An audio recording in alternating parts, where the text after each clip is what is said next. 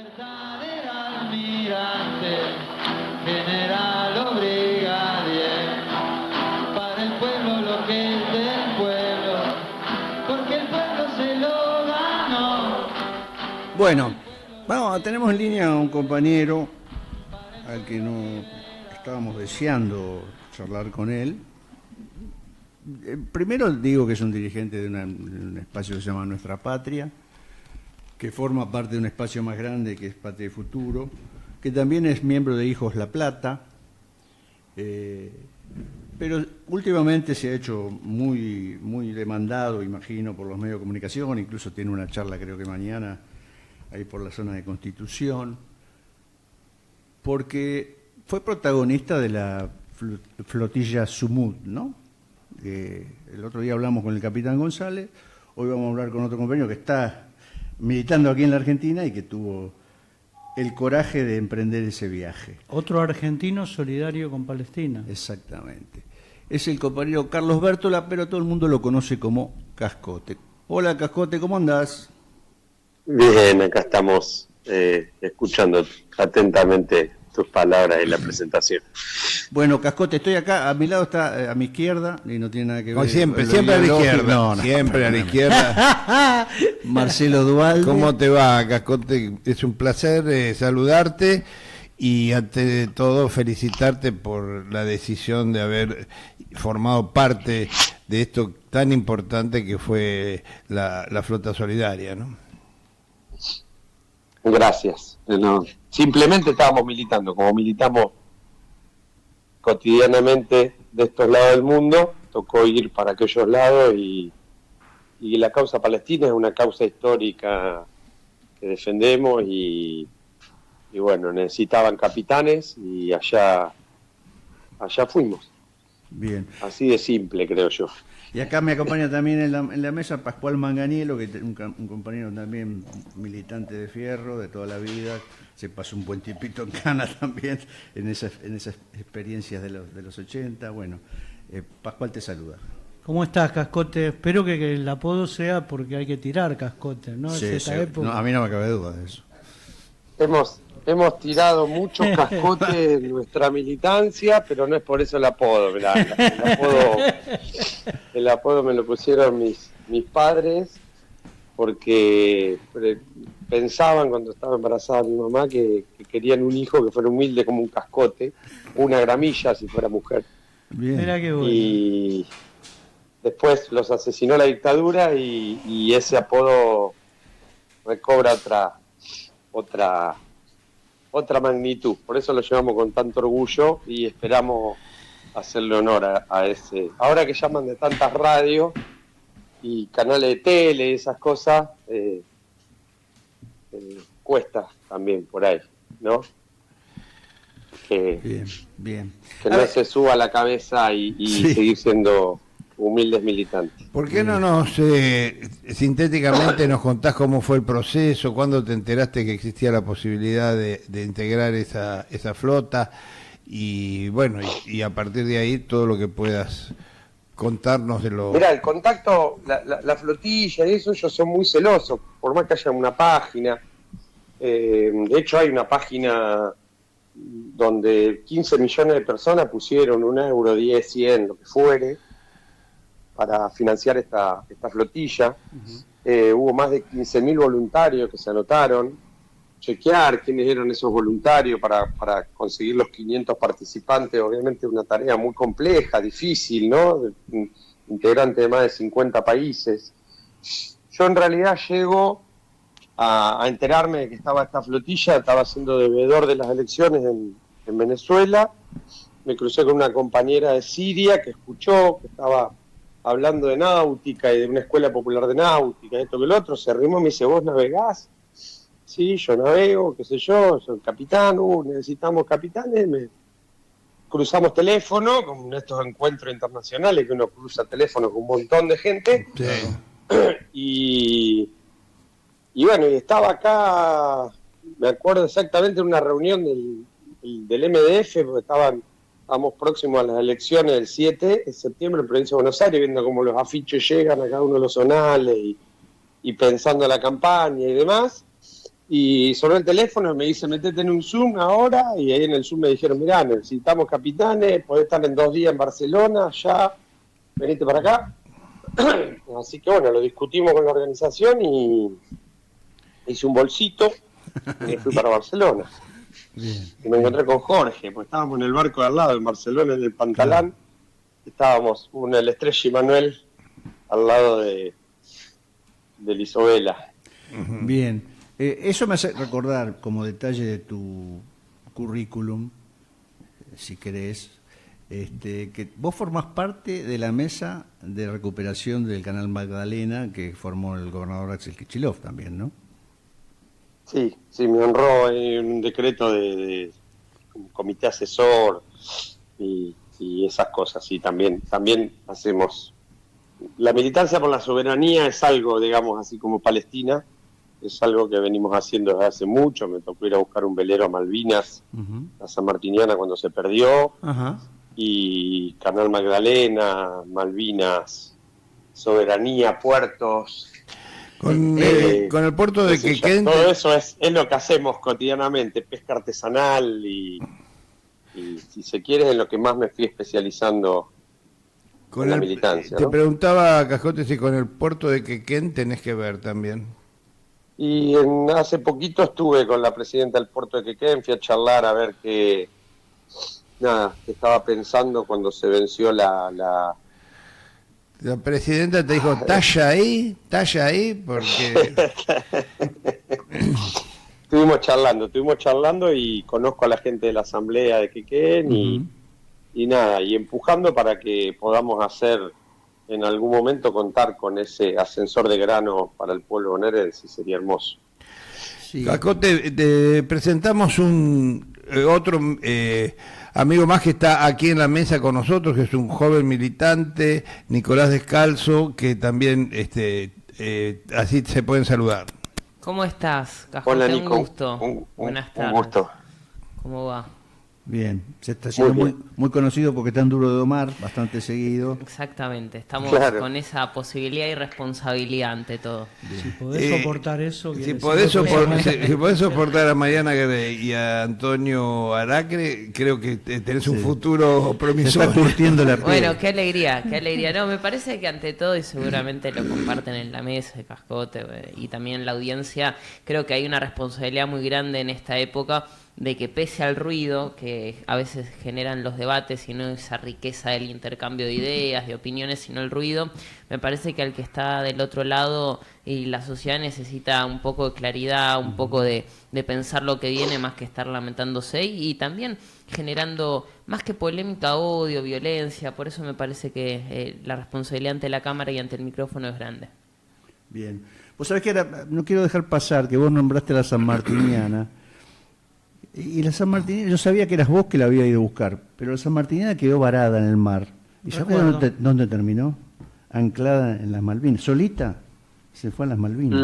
La sanmartiniana, en realidad, los que la venían trayendo de Isla de los Estados hasta Santa Cruz, los agarró una tormenta muy grande, decidieron, una decisión náutica, digamos, como le puede pasar a cualquiera, capear ese temporal a motor, y un cabo, digamos, por efecto de la tormenta y eso se les fue al agua y se enredó en la hélice y eso les clavó el motor, hizo que se quedaran sin motor y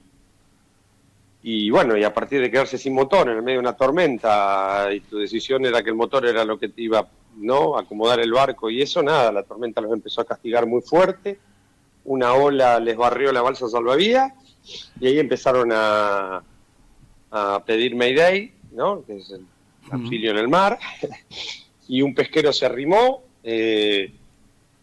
pudieron atar un cabo, una maniobra muy compleja, así que empezaron a remolcar a la sanmartiniana y todos se subieron arriba del pesquero a bañarse, a estar más seguros, y volviendo a Ushuaia, el cabo de remolque se cortó y la sanmartiniana quedó sola, sin tripulación arriba, navegando y se fue sola para Malvinas.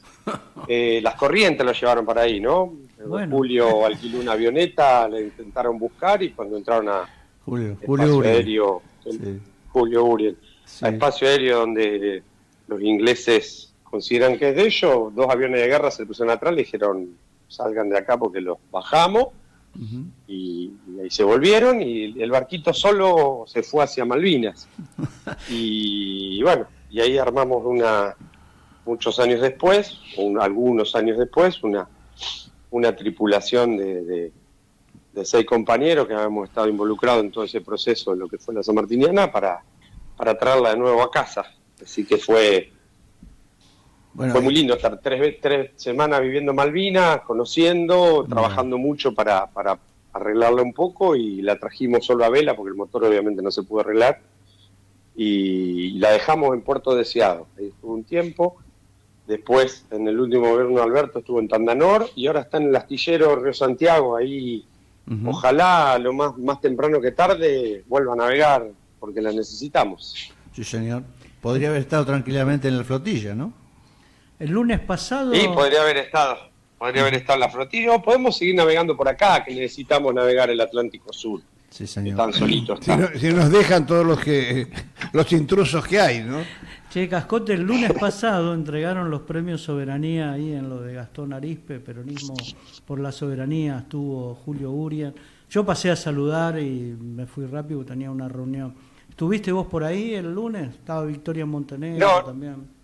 No pude pasar, pero sí me estaba enteré, la Colo, así que... lo recibió la Colo, sí, y muy bien representados estuvimos, justamente. Bueno, escúchame, Cascote, ¿cuál es tu balance de esto de la flotilla, lo que se desató después, ¿no? La intervención de Trump, el viaje el de Trump. balance es altamente positivo, digamos, ¿no? La flotilla pudo, en estas discusiones del alto al fuego, de paz o de lo que fuere, meter su granito de arena. La flotilla pudo, digamos, construir solidaridad internacional en una infinidad de países, donde las marchas fueron más multitudinarias de lo que venían siendo en algunos lugares, y en otros lugares como Italia, por ejemplo, fueron, digamos, un desborde total, un paro general total, que no se movió nada en Italia, que obligó al gobierno italiano, pese a ser aliado de Israel, a poner un avión urgente para traer a todos los italianos y europeos que podían rápidamente de vuelta a casa, pero las movilizaciones que se hicieron a nivel mundial y demás dan cuenta que Gaza empezó a ser mirada por todo el mundo. La reunión de la ONU, que mientras iba navegando se dio con el reconocimiento de Palestina, digamos, por la mayoría de los países del planeta, excepto Estados Unidos, Israel y Argentina. Y el gobierno argentino. Cristina reconoció a Palestina y tenemos embajador, digamos, tenemos embajada en nuestro país. Eso no se modificó, pese a la alianza que tiene obviamente Milei con Israel. Sí hizo una ofensa muy grande, que es haber mudado la embajada argentina a Jerusalén, ¿no? Pero bueno, más allá de esas... No, es indudable lo que decís de que la visibilización que se obtuvo a partir de la visibilidad, quise decir, de que se obtuvo a partir de la flotilla fue brutal, porque despertó muchas conciencias y las movilizaciones fueron en muchos países enormes. Lo que hubo, en Latinoamérica, en varios lados, México fue infernal. En Estados Unidos mismo, fuertísima apoyo a Palestina. Cómo se metió en el deporte también el tema, porque los que no quisieron que Israel forme parte del próximo mundial, en el País Vasco, en la cancha del Bilbao, en el San Mamés, fue impresionante la cantidad de banderas palestinas que habían, y además hicieron un acto, hicieron de todo. Interrumpieron el paso de los israelíes en la Vuelta Ciclística de España. Además. La Vuelta a España, sí, la Vuelta a España lo seguí mucho porque en el barco compartíamos, ¿no? Teníamos ahí 2 catalanes y teníamos un vasco y teníamos otra, digamos, española que vive en Canarias, Así que nada, lo de la Vuelta a España también fue muy fuerte, y lo muy fuerte. viví. Claro, Y, lo vivían y acá de manera muy sentida. en Buenos Aires hubo manifestaciones grandes también. Mendoza. En Mendoza también reaccionó, no con la masividad que uno espera, pero bueno, sabemos que... Sí, pero con más masividad de la que venían teniendo, entonces sin eso duda, también es sin positivo, duda, digamos, sin ¿no? duda, sin duda. Y Cascote, ¿cómo evaluás vos yo para mí, armisticio circunstancial encabezado por Trump? Falsa Sí, tregua, primero el alto al fuego siempre es duro, digamos, y mentiroso. Un día antes del alto al fuego matan a otro periodista. Si evaluamos cómo salieron los prisioneros de un lado y del otro, Israel les prohíbe festejar, ¿no? A los prisioneros palestinos, le tiraron bombas de humo justamente en el festejo donde iban esos bondis. Uno pasaron por un hospital, los otros directamente así, muy parecido a como nosotros nos llevaron a Jordania, a la frontera, en un bondi, tirarte al otro lado y arreglate.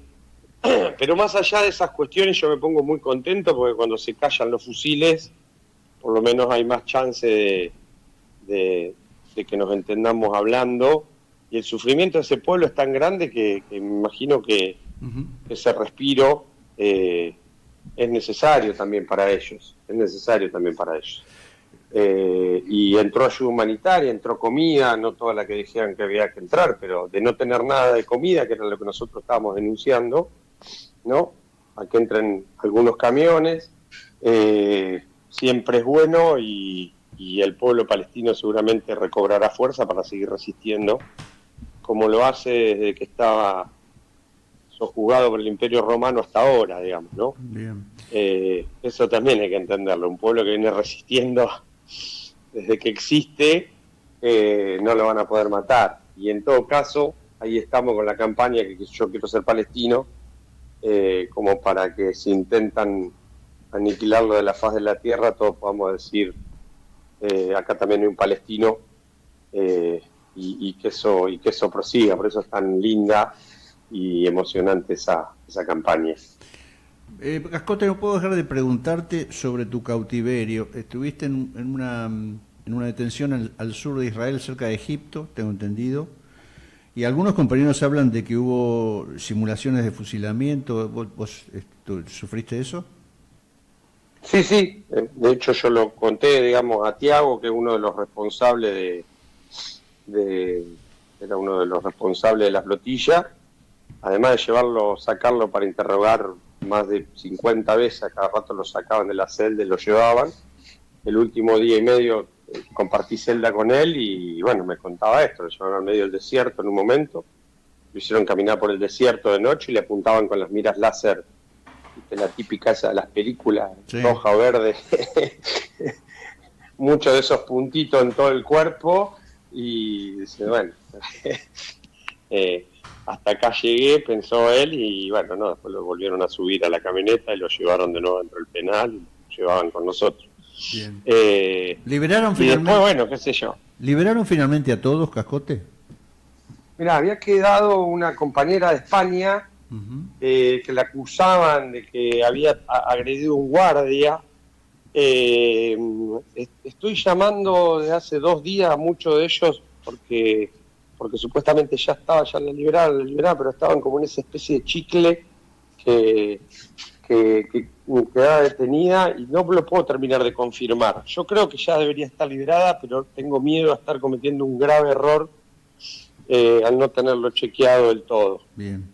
¿El maltrato fue permanente, fue con mucha violencia? ¿Cómo, mientras estuvieron los europeos hablaban de tortura, digamos, todo el tiempo? Viste, los latinos que tenemos, yo el otro día lo hablaba con unos compañeros, viste, cuando venimos con el termostato roto en cuanto a cuestiones de violencia, ¿no? De que, qué sé yo, de que a mis padres los asesinen como los asesinaron, o a mis suegros los corten en pedazos y los tiren al mar.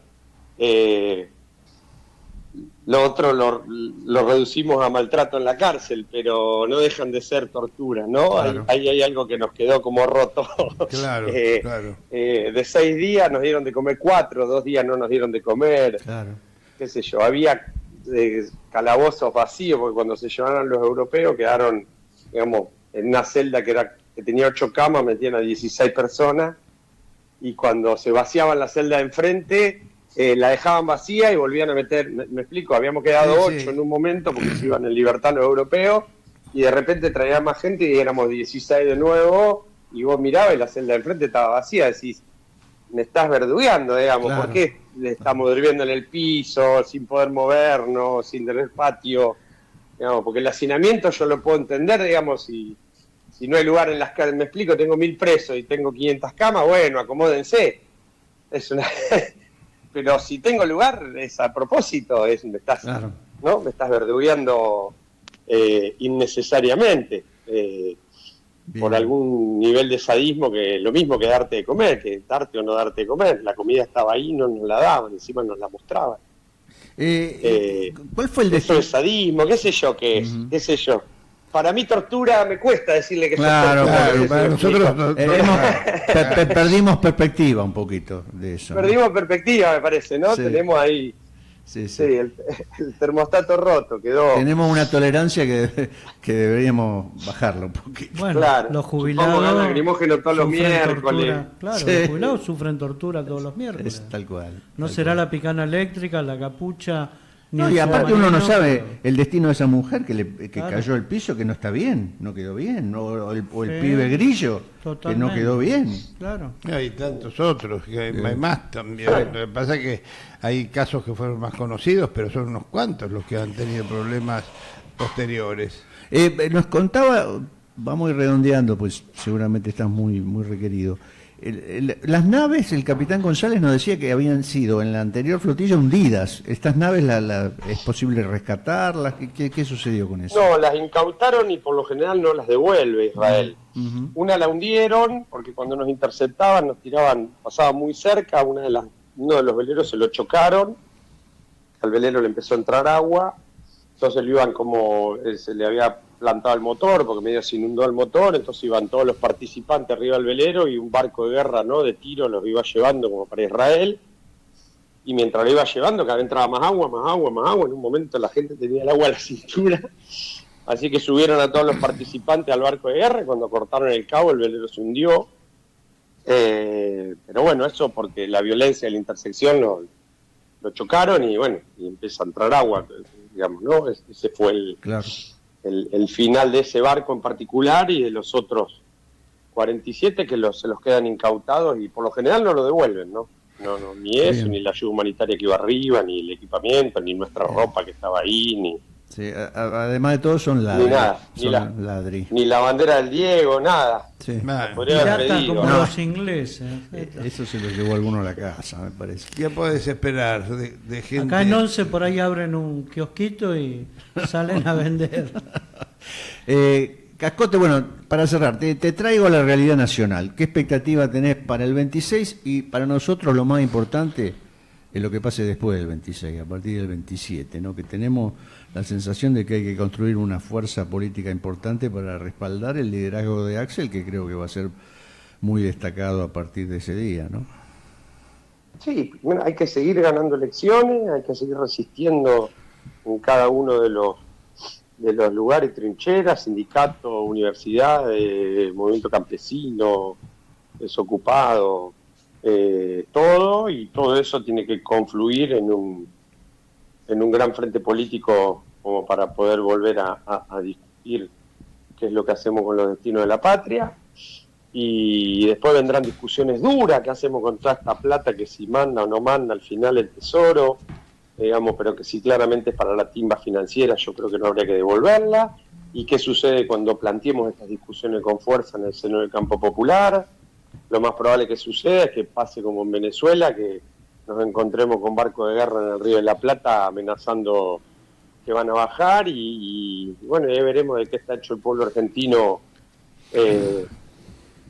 para bancar alguna de estas decisiones, que si no las tomamos probablemente seremos un gobierno progresista más, que no le cambie la vida a nuestra gente y destinado a fracasar, porque la discusión es esa, o le cambiamos la vida a la gente y se la mejoramos, Sí.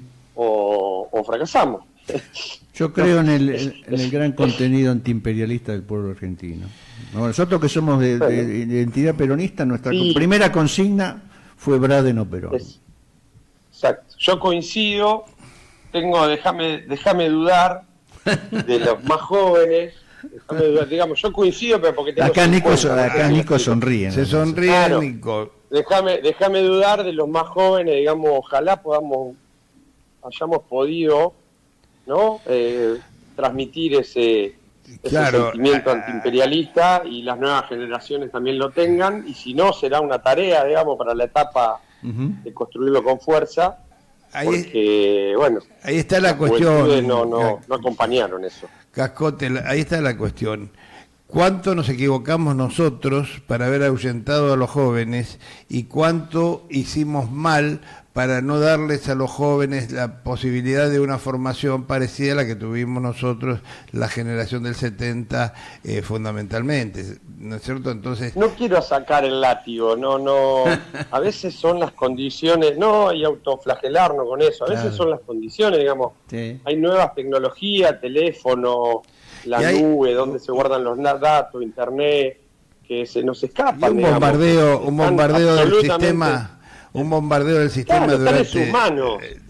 Entonces, al estar en sus manos, también forman, y cuando forman ese tipo de sujetos. Entonces, Sí. ahí no hay solo látigo nuestro, sino, bueno, otro desafío. Bueno, ¿qué vamos a hacer con Internet? Che, hay que regularla, se pudre todo. Che, hay que regular Mirá, hay Internet, un que tenga ejemplo- nube propia, hay que ser China. ¿Me explico? Hay un Y ejemplo hoy muy nosotros clarito estamos- que tiene que ver con el fútbol. Nosotros tuvimos un ídolo, lo que seguimos teniendo, Diego Armando Maradona, que estaba a favor de Palestina, de Venezuela, de Cuba y todo lo demás, y ahora ellos tienen un jugador de fútbol que se entrega a los gusanos cubanos y que se entrega a la FIFA y que hace todo para promocionar el fútbol en Estados Unidos. Entonces, ¿de dónde se agarran para poder ser antiimperialistas? Solo en el fútbol, ¿no? Bueno, a veces el Diego fue una cosa excepcional. Sí. El Diego fue una cosa excepcional. Y fue excepcional justamente porque, pudiendo haber hecho lo normal, cuando uno es poderoso, compartir con los poderosos del mundo, era excepcional porque justamente nunca se rindió ni les rindió pleitesía. Pudiendo hacer más cómoda su vida, no sé si me explico, Sí, porque no- te invitaban de todos los lugares, sin embargo, por eso fue excepcional el Diego, por eso hay iglesias Sí. maradonianas y por eso Sí. va a tener el resto de la eternidad La historia. gente que lo idolatre. Sí. Pero y El aparte- resto son deportistas, pedirle a deportistas que ¿no? Y Que no, hay que tengan pedirles, actitudes hay como que el pedir, Diego, porque- como el Che, a veces. Sí, ¿viste? Qué sé porque yo. son seres Es humanos. mucho. Los militantes, Claro. los militantes no salen de una granja donde se crían militantes, salen de la sociedad. Los futbolistas también. ¿Por qué van a tener privilegios los futbolistas desde el punto de vista ideológico, político, si salen del mismo barrio, del mismo potrero, de las mismas escuelas? Entonces, tendrían que tener un poco más de sensibilidad. Algunos lo tienen. Ahí en esta selección está Lisandro Martínez, que se ha sacado fotos con el pañuelo de las madres, que se ha sacado fotos con las madres y demás. Que sí que no es imposible. Lo que pasa es que hay gente que se entrega alegremente al poder, que le abre el camino del poder dentro del fútbol. Bueno, listo, nos fuimos a otro lado. Bueno, no da para hablar mucho tiempo, Cascote. Bueno, te agradecemos Sí. muchísimo tu participación en nuestro programa. Bueno, nos veremos por ahí en la militancia tantas veces que, bueno, ahí te abrazaremos, que es lo que nos falta hacernos es pegarte un abrazo. Un placer. Nos vamos a Cascote. encontrar seguramente a cada rato, compañeros. Abrazo grande. En todas las trincheras. Abrazo Bueno. grande. Abrazo. Gracias, Cascote. Bueno, Carlos Bértola Cascote, contando su experiencia en la flotilla y su experiencia de vida que es bien intensa.